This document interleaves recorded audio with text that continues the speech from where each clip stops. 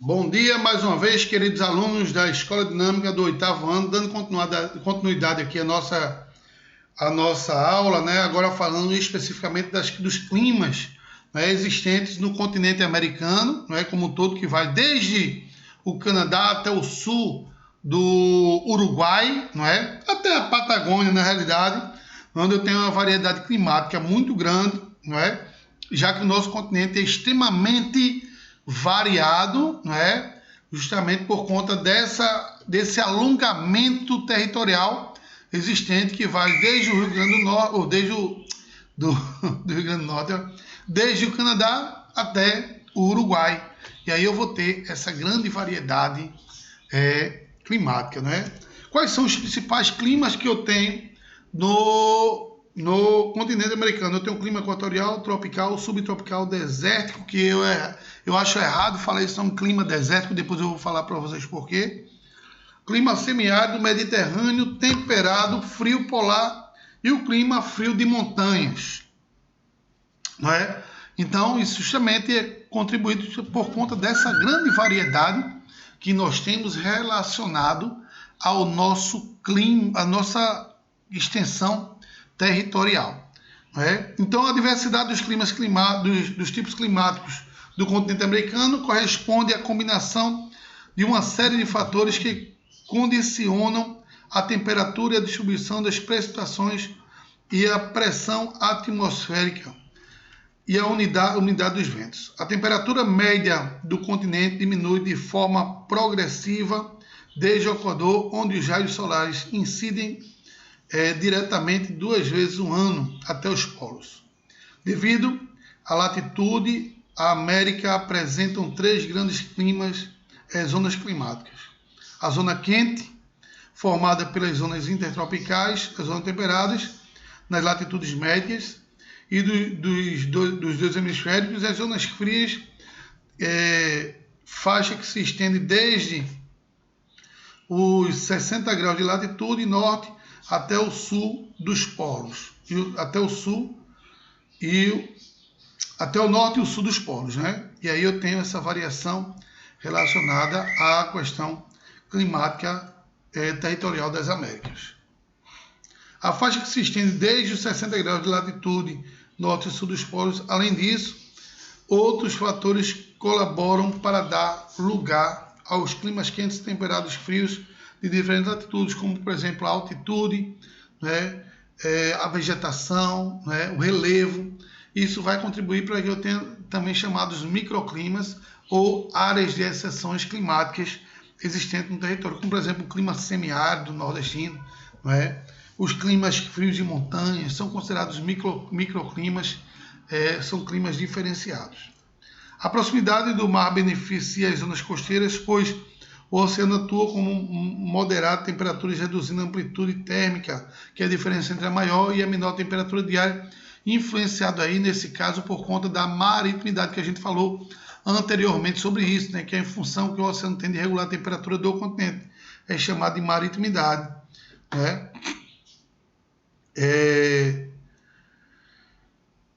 Dos climas oceânicos, a distância do mar ao continente provoca oscilação nas acentuadas temperaturas médias e a consequência clima de grandes amplitudes térmicas, com rigorosos frios na América do Norte, né, quando eu tenho aí a influência da continentalidade, né, e vou ter com isso a atuação da retirada da temperatura rapidamente do continente, e o que, como está distante dos oceanos, eu não vou ter o oceano regulando a temperatura do continente nessa região, ao qual vai acontecer uma alta amplitude térmica, né? Diferente nas áreas litorâneas, eu vou ter uma baixa amplitude térmica. Amplitude térmica é a diferença entre a maior e a menor temperatura diária.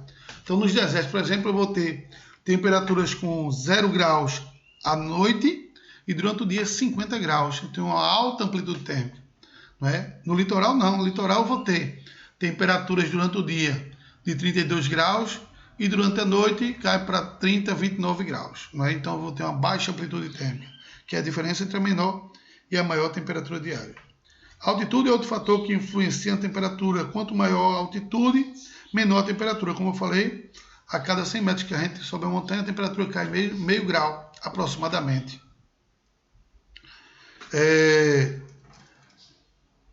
A média de altitude aumenta a cada 180 metros, diminui aproximadamente 1 grau. Em consequência disso, toda a cordilheira andina apresenta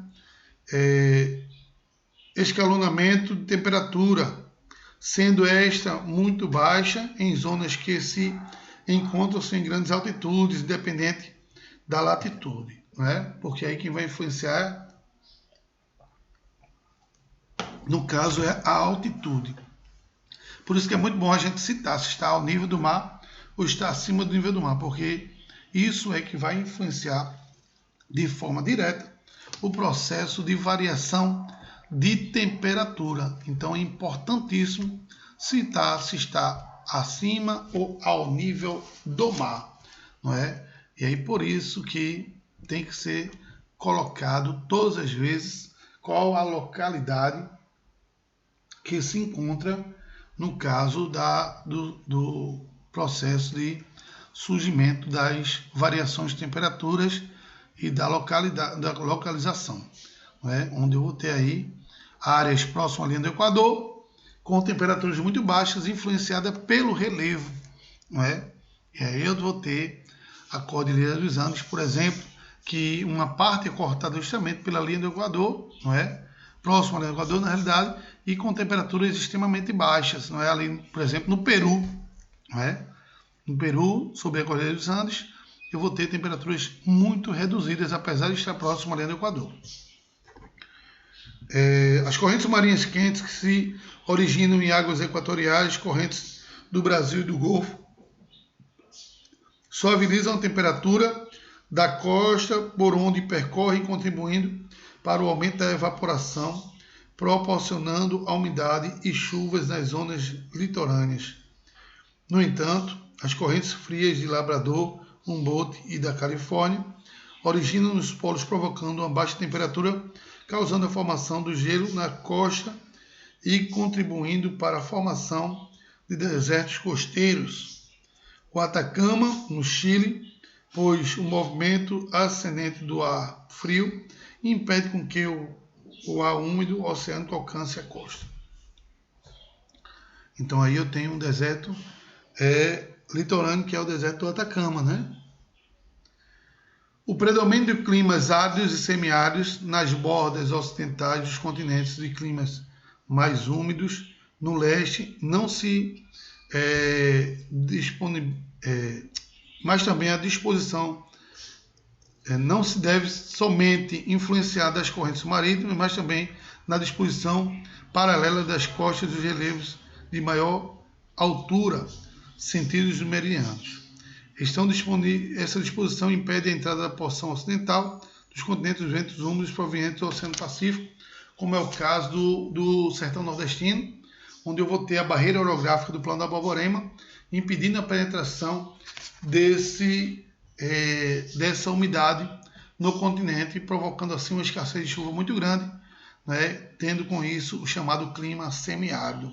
Por outro lado, no resto do continente realiza uma importante troca de massas de ar úmida vindas do Oceano Atlântico, já que os ventos carregam a umidade e não encontram obstáculos orográficos.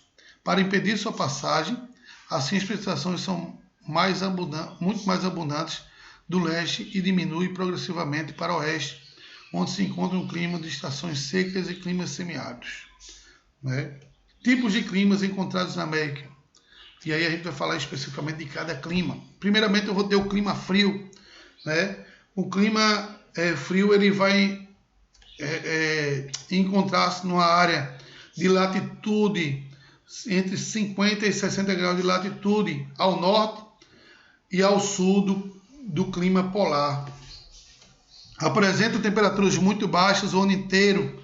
Temperaturas podem chegar até menos 60 graus. Né?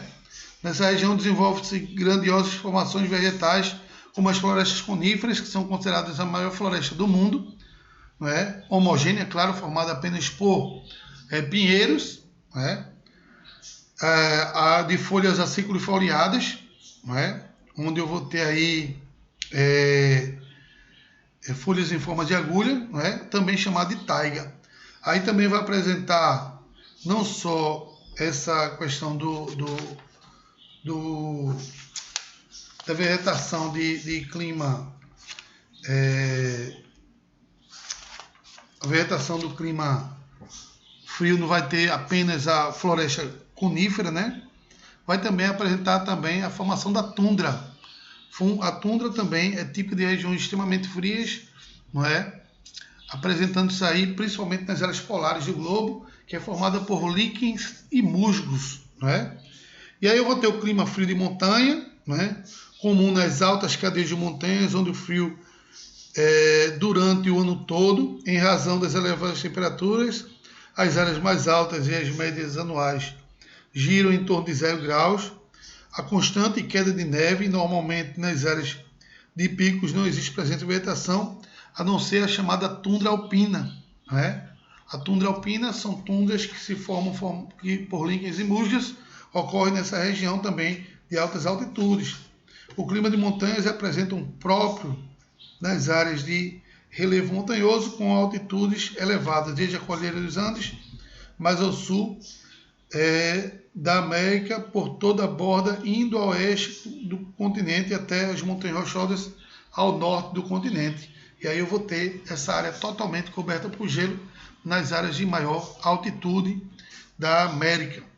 Já o clima temperado é um clima que apresenta as 4 estações de um ano bem definidas: outono, verão, inverno e primavera. Ocorre nas áreas de média latitude e é essa área que é propícia a furacões, não é? Com fenômenos meteorológicos de grande magnitude, é típica das áreas de média latitude. Os climas temperados ocorrem nas regiões de média latitude e se diferenciam dos oceanos continentais.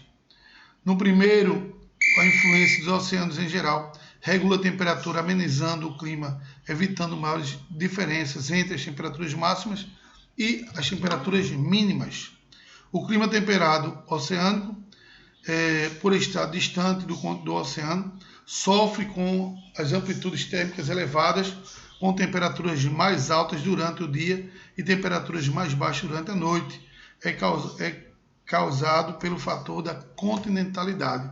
Então, é um tipo climático típico das áreas de média latitude, o clima temperado, né, que nós temos no continente americano. Então, é um clima típico da América, das áreas de média latitude.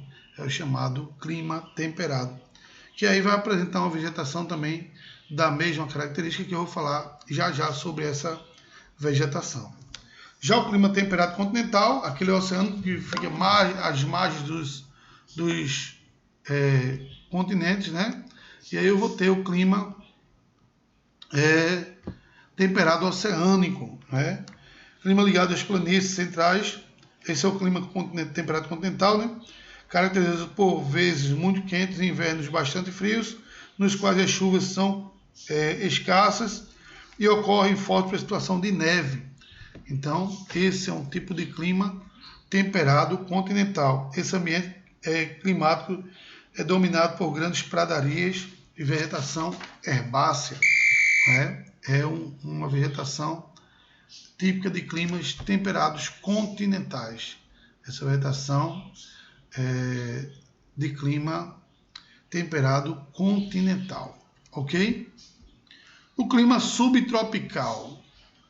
O clima subtropical, o próprio nome já diz, sub está abaixo do trópico, né? Por isso chamado de clima subtropical. Presente nas áreas localizadas ao longo do Golfo do México, na região sul do Brasil, no Rio Grande do Sul, Argentina e Uruguai, caracteriza-se por apresentar invernos brandos e verão bastante quentes, que é muito parecido com o clima temperado, não é? Também apresenta chuvas bem distribuídas ao longo do ano e temperaturas amenas. Nessa região, identificamos trechos de pradarias, estepes, florestas coníferas.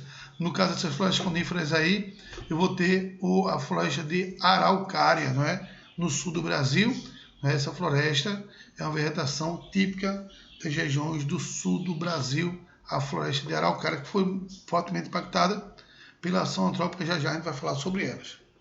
Já o clima árido também ocorre nas áreas desérticas, não é? E aí sim, está certíssimo quando coloca como clima árido e não clima desértico. Apresentam precipitações anuais bastante baixas, tipo do oeste da América do Norte, das regiões de planaltos, montanhas ocidentais, como o Planalto do Colorado, as grandes bacias, bem como das regiões de Utah, Nevada, do Arizona e o norte do México. Nesse ambiente, a vegetação xerófita também ocorre no deserto do Atacama, no Chile, em trechos do litoral peruano e na Patagônia, na Argentina. Os climas áridos se caracterizam pela baixa disponibilidade de água, forma líquida, seja climas quentes ou climas frios. Podem ser desérticos, águas congeladas, ou quentes, pouca ausência de chuva, não é? Isso aí ocorre nessas áreas que foram citadas no texto. Já o clima semiárido é um clima típico do sertão nordestino, é um clima que só ocorre no Brasil, um clima endêmico brasileiro. Típico do sertão nordestino brasileiro, marcado pela escassez e irregularidade de chuvas, além de temperaturas elevadas nessas áreas, está localizada a singular formação vegetal da caatinga, não é? E de Iselberg, são também chamados de morros testemunhos, que estão localizados em áreas isoladas nas regiões do sertão nordestino. Clima tropical, encontrado em regiões de latitudes baixas, em terras mexicanas, onde apresentam médias temperaturas de umidade elevadas, vegetação característica de floresta tropical, como a Península de Yucatán, onde deu origem, não é, à extinção dos dinossauros, que dizem que o meteoro caiu justamente na Península de Yucatán, onde hoje tem uma grande falha, não é, naquela região, justamente por conta do choque desse meteoro que caiu na região da Península de Yucatán, dando fim aí o surgimento, a continuação dos dinossauros sobre a superfície terrestre. Nessa mesma região das altitudes elevadas do Planalto Central do México, onde está localizada a Cidade do México, que produz o clima mais ameno temperado. A Cidade do México é uma das cidades mais populosas do mundo, população extremamente grande. Clima equatorial, próprio da região amazônica. Esse clima tem como aspectos fundamentais elevadas temperaturas e chuvas abundantes ao longo do ano todo, justamente por conta da alta temperatura associada à grande quantidade de florestas e também de grandes quantidades de rios, que provocam aí a evapotranspiração e a evaporação dos rios, que formam nuvens constantes na região. Por isso eu vou ter uma elevada temperatura e chuvas abundantes ao longo do ano todo. Essa região abriga a maior floresta tropical do planeta, que é a floresta amazônica. Em virtude disso, essa região possui um dos maiores índices pluviométricos do continente, chegando até 2.500 milímetros anuais, o que é um absurdo, né? Já o clima tropical, predominante da bacia do Orinoco e no Brasil, desde o litoral da região central, apresenta temperaturas elevadas de duas estações bem distintas, uma seca no verão e outra chuvosa no inverno. Na região litorânea do Brasil, esse clima é denominado tropical úmido ou litorâneo úmido, com chuvas bem distribuídas na região mais úmidas próximo ao litoral. Surgem trechos de florestas tropicais. Já nas porções centrais do Brasil encontramos as savanas brasileiras, que são chamadas de cerrado, né? Savanas brasileiras são chamadas de cerrado. Falar agora sobre os biomas, né? As florestas existentes no Brasil, por conta da variação de temperaturas. Eu também tenho uma grande variação de vegetação. Eu tenho as tundras, a floresta boreal, taiga, floresta temperada subtropical, vegetação mediterrânea, estepes e pradarias, desertos, savanas, cerrados, caatingas, florestas tropicais, equatoriais e vegetação de altitude. Esse assunto é um tanto quanto prolongado, não é? E aí, nosso tempo já está se esgotando. Eu vou deixar vou deixar marcado aqui, e a gente vai começar a falar nele na outra aula, né? E aí na próxima aula, semana que vem, a gente continua aqui com o nosso assunto, falando sobre as florestas da América, a vegetação da América, que é uma grande variedade, não é? Que é justamente influenciada pela variação climática devido ao grande alongamento do território americano. Não é? Então, gente, um abraço a todos, fiquem com Deus, até a próxima, Deus abençoe e segurem no coração de vocês o tempo todo. Um abraço e até a próxima.